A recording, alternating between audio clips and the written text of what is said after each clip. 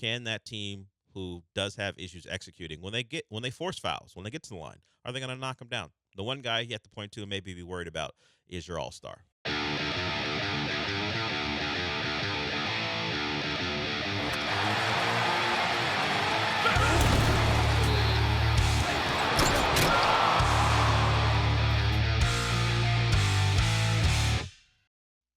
Rockets had the night off last night. They've got the Hawks tonight.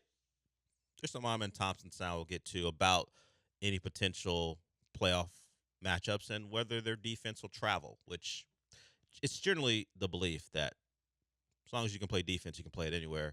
And that's across football. That's usually about football, but I guess it can be a basketball thing as well.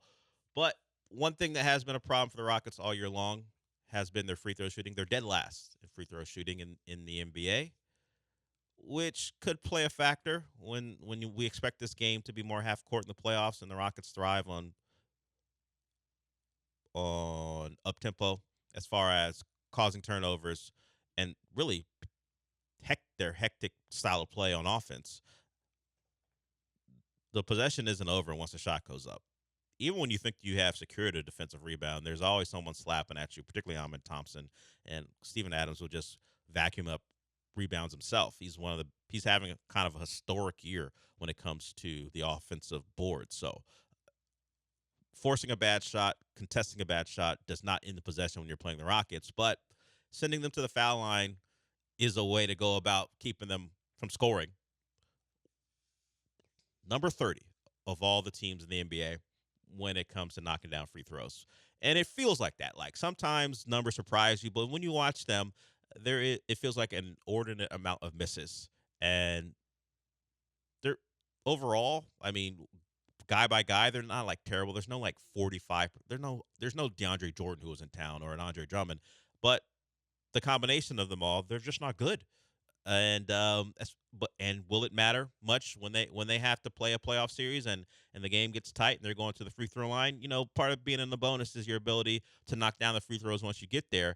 And every stat is available. So if I went to go look and see what they're like in the clutch as far as their big time guys, the guys you expect to get to the free throw line. Jalen Green's great. He's at nearly 90%. He's shot the most, and actually Alpert shot the most, but Jalen's shot the second most. And he's, like I said, 90% free throw shooter. Sengun is your problem. He shot 51 clutch free throws. He's only at 66.7%. Amen's not great either. Doesn't have a lot, 17, but he's at 70.6%. So one of your ball handlers, a guy who's around the rim quite a bit as well. Amen, when he's battling for offensive boards or getting defensive rebounds himself, those are chances for him to get fouled and go to the line. He has been not what you want from a guy who may get a number of opportunities, but Alperen's your biggest issue. And I didn't have to see the numbers. They just back up what you're seeing. So if you're looking for things that you would hope get cleaned up, and I don't know how you just become a better free throw shooter, particularly in close situations when you haven't been all year, that's what you point to. Can that team who does have issues executing when they force fouls, when they get to the line, are they going to knock them down? The one guy you have to point to and maybe be worried about is your all-star. Yeah. Which is unfortunate. Yeah, and that is something that, I mean, for the season, he's probably like, below 75? Yeah, I'll find that. Around 75. What he is as a... And so it is something that has reared its ugly head in a lot of close games, too. There's a lot of times where the Rockets will find themselves in a close game, and then you look at the free throw disparity, or not the disparity as in like how many each team has shot, but the percentage, or they're playing a team that's 23 of 26 and the Rockets are 17 of 26. Like the Rockets are just missing a lot more free throws, and I think a lot of that is Alperen Sengun, where he's your best player.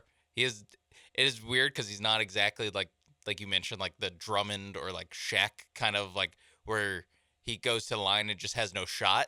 He just misses some. Yeah. Like he just is like below average. It's almost kind of worse because you almost forget that, he's not great. Like, because he's about a 68% free throw shooter overall, so the numbers aren't great.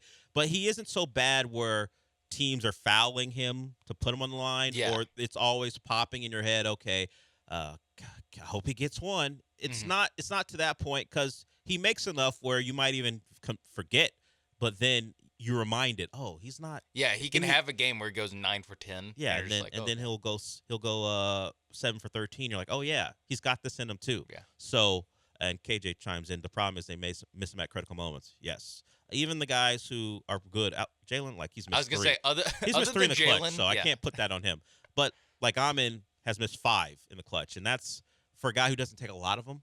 yeah, That's a lot. You're only at 71, just over 70% from the free throw line, and you're missing five of them. That's a lot. So those will get the feeling of, oh no, they're at the free throw line again. Hope he doesn't miss. Those feelings will build as the playoff series continues, and Dylan Brooks is good. So 12 of 14. So you have some guys who you like at the line, um, but there's enough guys who are going to be who are closing that yeah. aren't great. No, for the most part, just get the ball to Jalen Green. Jalen Green, Dylan Brooks will make them.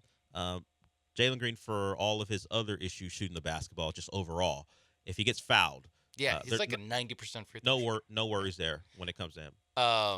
What's Fred Van Vliet on that? Let me find that one for him. I thought I had the whole team, but let me see if I can pull that up right now. Because he's a little bit of a guy where you would think is like the nails at the free throw Yeah, line ball guy. hand, and it's important because he's going to have the ball in his hands a Yeah. lot, whether it be initiating offense. And it's just better to have two guys where, like we're saying, in a situation where, say you're up one and you have the ball, you're going to get fouled. It's nice to not have just one option, Jalen Green, that you're forcing it to on an inbound. Like you would like for there to be somewhere else that you can go without having to hold your breath and hope this guy makes it. Yeah, Fred's 13 to 14. He's better. Okay, He's nearly not a 93. lot of chances. Yeah, But not okay. nearly 93%, but as you said, he's not getting as many chances as Sengun. So really, we're talking about the guy you unfortunately don't want the ball in his hands in that Yeah, moment, even though he's such an offensive hub and he's going to draw two when he's got particularly a smaller guy on him is Alfred Sengun. So we talked yesterday. It's been a couple of days of us going after him a little bit, but we talked yesterday about his willingness to complain and it affecting his play, begging for calls and that stuff he might need to forget about when the playoffs roll around because he's not going to get calls. And even when he does get a call, he's not taking advantage of it. So it is part of being a young ball club. That's your all star. That's the guy you look to as far as getting the best look. He can either create it for someone else because of the attention he draws, or just get it himself. But there is the fear that if he gets fouled, are we splitting two? Are we missing two? In a critical situation, once again, the playoffs will let us know quite a bit about this team. That's just one thing to look out for as we're only 10 games away from the Rockets playoff run starting. yeah, and it is interesting because I mean, this isn't a huge difference, but he started his career 71%, 71 and a half, and now he's 68.5%. Same thing with the field goal percentage. The last 2 years, he was at 55 and 53. Now he's at 59. There is a little bit of. It feels like his 49, I think. Right? what Is it 49 or 59? 49. Okay, 49. There's a little bit of his. It seems like the defense, the strides he's made at defense, has like weirdly come at a cost of Yeah. like the very specific these specific areas of his offense where there's just I don't know less touch, but it's also that shouldn't affect how you're playing defense. You wouldn't think so. It's funny how he's not he's had his not his worst year clearly, but he's having a down year from last year. Yeah, last year was a better year. Yeah, and he's an all-star, which means winning matters. Yeah, that's all that. He is not playing better than he did last year, but being on a team who's been a clear playoff team from the jump means something. Yeah, he's also playing better defense than he was Yes. last year. I just don't know how much people who do the All-Star voting are taking that into account. Like They the, don't care. the nerds. No, especially getting in as a reserve. Yeah, like they're not the coaches. taking that into account. The coaches really do just look at the top of the standings. and Who's the go, best player on one of the best teams who we haven't chosen All-Star Yeah, for? who isn't a starter. Yeah, so let's grab Albert. Or just like, yeah, I know this guy. It- I know he's good. It's a reward for the totality of that team's success, and he benefited from it. Part of the deal. You win, you will get attention.